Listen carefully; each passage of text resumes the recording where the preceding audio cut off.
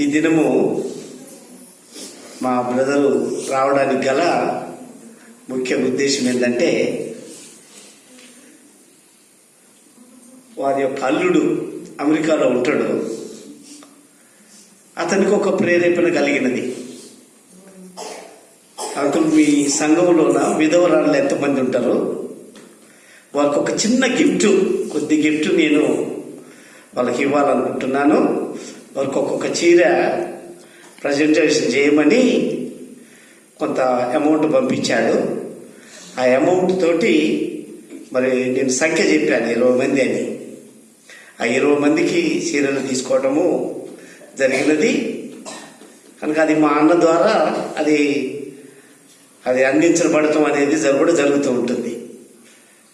కనుక ఆ చీరలను మరి ఇక్కడ ఉన్నటువంటి కొంతమందికి, ఇక్కడ మన దగ్గర కొంతమంది ఉన్నారు, వారికి అందజేస్తాము. తర్వాత అది ఎవరి ద్వారా అంటే, మరి మన సంఘాన్ని ప్రేమించి ఇచ్చారు కనుక మా బ్రదర్ ద్వారానే వాళ్ళకి అందించాలనేటువంటి ఆలోచన నాకు కలిగి ఉన్నది.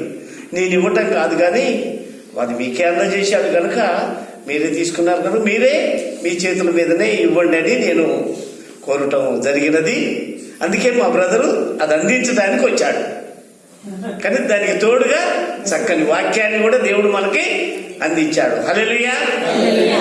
మరి ఈ సమయంలో మరి వాటిని పేర్లు పిలుస్తున్నప్పుడు ఒక్కొక్కరుగా మరి వచ్చి తీసుకోవాలి. మరి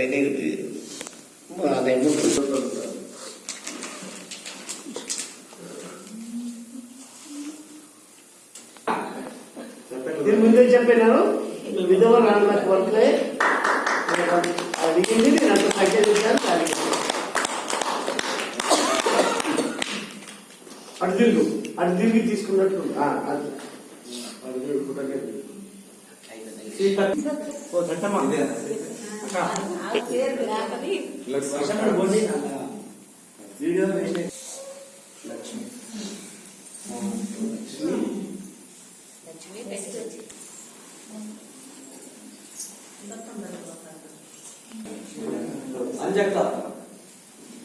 అటు చూడండి.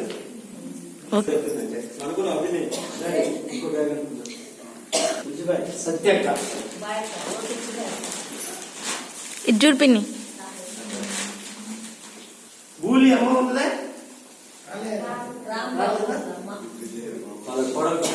కాబట్టి